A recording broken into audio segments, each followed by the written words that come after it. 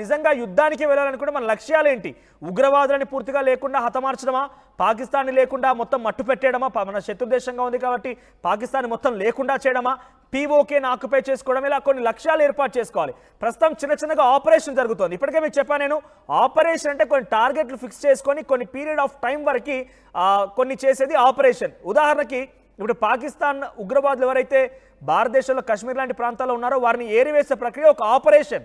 అదే యుద్ధం అని అంటే కంప్లీట్గా మన వార్ మొత్తం డిప్లాయ్ అయిపోయి అటువైపు మిసైల్స్ ప్రయోగించడం, అటువైపుగా చాలా భీకరంగా దాడులు చేసి టెర్రర్ క్యాంప్స్ని కానివ్వండి, ఇంకోటి అయితే ఉగ్రవాద శిబిరాలని వాటిని తొలగించడం, పీఓకేని పూర్తిగా ఆక్యుపై చేసుకోవడం, పాకిస్తాన్ పైన దాడులు జరపడం, ఇవన్నీ కూడా యుద్ధం వైపుగా వస్తూ ఉంటాయి. ఆపరేషన్కి యుద్ధానికి వార్కి చాలా చిన్నపాటి తేలికపాటి ఒక థిక్ లైన్తో డిఫరెన్స్ అయితే ఉంది. కానీ దాదాపుగా రెండు ఒకటే. ఒక ఆపరేషన్ పెద్దగా మారుతుంది, వార్గా ఉంటుంది. నిజంగా కనుక వారే వస్తే ఏం చేయాలనే ఆలోచన రేపు తీసుకోబోతున్నారు. రేపు మోదీ తీసుకున్న నిర్ణయం చాలా కీలకంగా ఉండబోతోంది.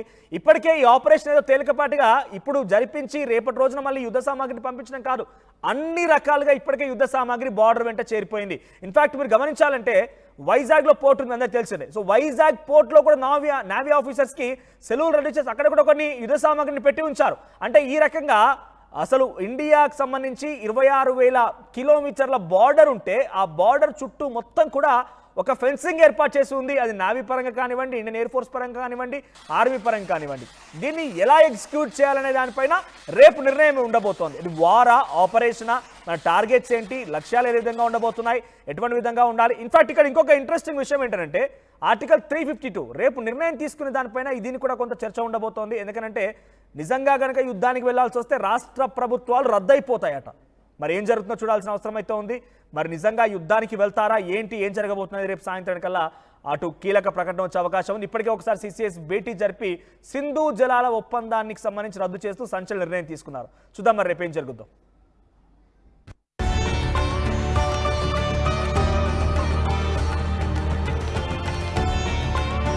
ఈ అక్షయ తృతీయకు నా హృదయపూర్వక ఆఫర్. మీ లలిత వారి ఇప్పటికే ఉన్న తక్కువ తరుగులో 1 కాదు ఇంకా 2%, 3% తక్కువ. వజ్రాభరణాలు క్యారెట్కు 6,000 తక్కువ.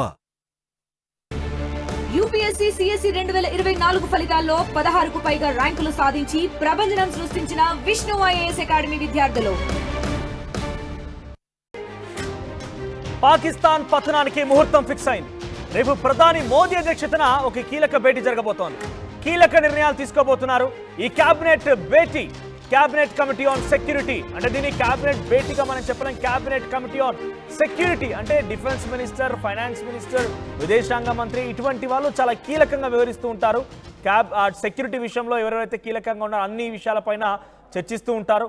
వారం రోజుల వ్యవధిలో రెండోసారి సిసిఎస్ భేటీ జరుగుతోంది. పహల్గాం దాడి మరుసటి రోజే భేటీ జరిగింది. పాక్ పైన పలు ఆంక్షల విషయంలో నిర్ణయం తీసుకున్నారు. రేపటి భేటీలో పాక్ పైన ముప్పేట దాడికి వ్యూహరచన చేసే అవకాశం కనబడుతోంది. ఇప్పటికే యుద్ధానికి సిద్ధమైంది త్రివిధ దళాలు కూడా. భయంతో అటు పాకిస్తాన్ ప్రభుత్వం, ఆర్మీ మొత్తం కూడా వణికిపోతోంది. సో ఇలా ఉంటుంది. అంత ఈజీగా మనం అనుకున్నట్టుగా వార్ సిద్ధంగా వార్ అనగానే డైరెక్ట్గా వెళ్ళి మిసైల్ దాడి చేస్తారు, దాడులు చేస్తారు, సర్జికల్ స్ట్రైక్స్ చేస్తారంటే అంత ఈజీ ఏం కాదు. వార్ అనేది అటు డెఫినెట్గా కొల్లాటరల్ డ్యామేజ్, అంటే అటువైపుకి ఎటువంటి డ్యామేజ్ ఉంటుందో బహుశా ఇక్కడ కొంచెం తక్కువగా ఉండొచ్చు, కానీ మన పైన కూడా చాలా తీవ్రమైన ప్రభావం చూపిస్తోంది. ఇక్కడ కూడా అనేక రకాలుగా కోల్పోవాల్సి ఉంటుంది. ఏకంగా ఫైనాన్స్ కావాల్సి ఉంటుంది, అనేక రకాల యుద్ధ సామాగ్రి కావాల్సి ఉంటుంది. మన సపోర్ట్ ఏంటి, ఎన్ని వైపులుగా దాడి చేయొచ్చు, ఏ దేశాలు మన మద్దతు కావాలి, అన్ని విషయాలు ఆలోచన చేయాలి. కాబట్టి అటువంటి ఆలోచన అన్ని పరిగణలోకి తీసుకుంటేనే వార్గా డిక్లేర్ చేస్తారు. ఇక పొలిటికల్ స్ట్రాటజికల్ లెవెల్గా చెప్తుంటారు దీన్ని. అంటే ఒక యుద్ధం జరగాలంటే ఒక 4 లెవెల్స్ కానీ కంక్లూడ్ చేస్తే కానీ యుద్ధం జరగదు.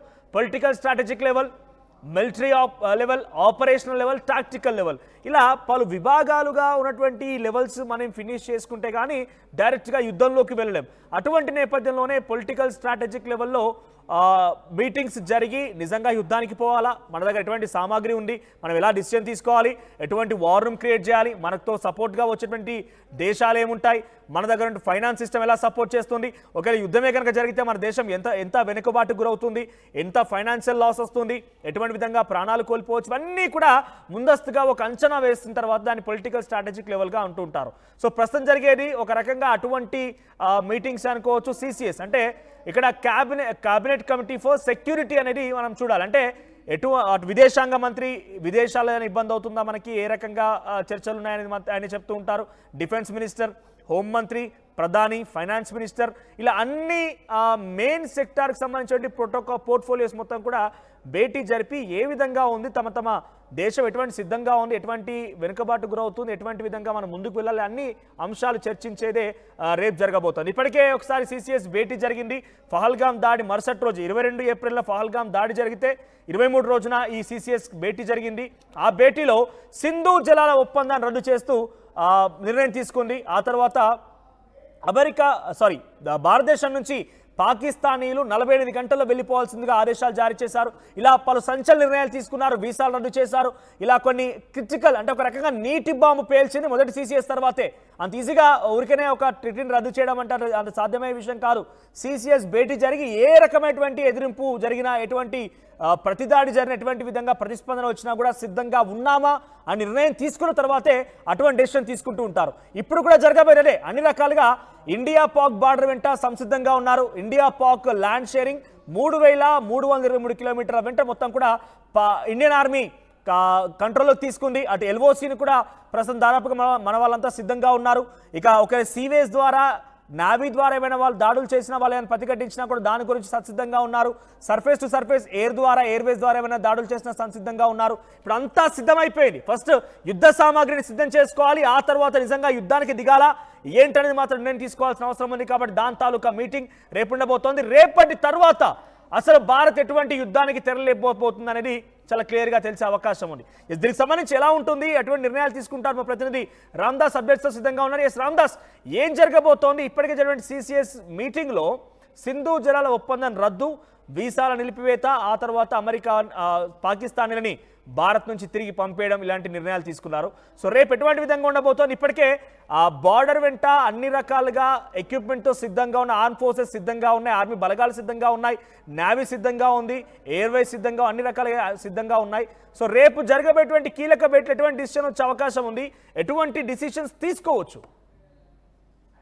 సిసిఎస్ అనేది క్యాబినెట్ కమిటీ ఆన్ సెక్యూరిటీ, భారత భద్రతా వ్యవస్థకు సంబంధించి అత్యున్నత విధాన నిర్ణాయక సమావేశం ఇది. దీంట్లో ముఖ్యంగా ప్రధాని అధ్యక్షతన జరిగే మీటింగ్ లో రక్షణ మంత్రి ఉంటారు, భారత హోంమంత్రి ఉంటారు, యూనియన్ హోమ్ మినిస్టర్ ఉంటారు, అలాగే విదేశాంగ మంత్రి ఉంటారు, ఇక అలాగే ఆర్థిక మంత్రి కూడా వస్తారు. సో ఈ సమావేశంలో ముఖ్యంగా ఆయా శాఖలకు సంబంధించినటువంటి కీలక అధికారులు కూడా పాల్గొంటారు. అలాంటి సమావేశం రేపు జరగబోతుంది. యాక్చువల్ గా పహల్గామ్ అటాక్ తర్వాత మోదీ సౌదీ నుంచి బయలుదేరిన తర్వాత అటెండ్ అయిన మొదటి మీటింగ్ కూడా ఇదే. సో ఇది వారంలో రెండో మీటింగ్. నిజంగా అటు పాకిస్తాన్ కూడా అదే భయపడుతోంది. ఇక 48 గంటల్లో లేదా 1-2 రోజుల్లో లేదా 2-3 రోజుల్లో ఏదైనా జరగొచ్చు అని పాకిస్తాన్ భయపడుతున్నట్టుగానే ఇప్పుడు గడియలు దగ్గర పడ్డాయి అనుకోవచ్చు. నిజంగా రేపు మళ్ళీ ప్రధాని మోదీ అధ్యక్షతన జరగబోయేటువంటి ఈ ఏదైతే కేబినెట్ భద్రతా వ్యవహారాల కమిటీ సమావేశం ఉందో చాలా కీలక నిర్ణయాలు తీసుకోబోతుంది. మీరు ఇందాక చెప్పినట్టుగా మొన్నటి సమావేశంలో అనేక కీలక అంశాలు మనం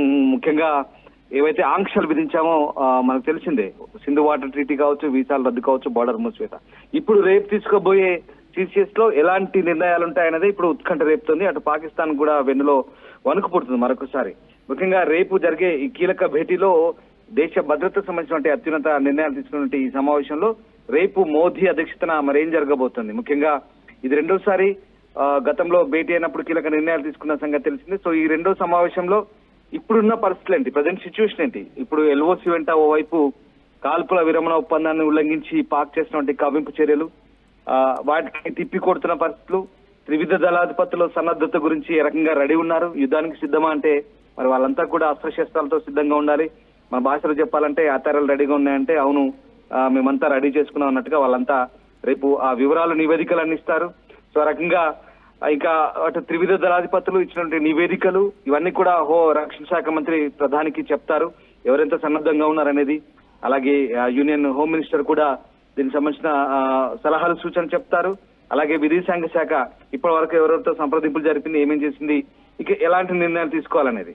సో ఇవన్నీ కూడా రేపు డిస్కస్ చేయబోతున్నారు. ముఖ్యంగా రేపు జరగబోయే ఈ మీటింగ్లో చాలా కీలకమైన అంశాలు, అంటే పాకిస్తాన్ పై ఇక ఏ నిర్ణయం తీసుకోవాలనేది రేపటి సిసిఎస్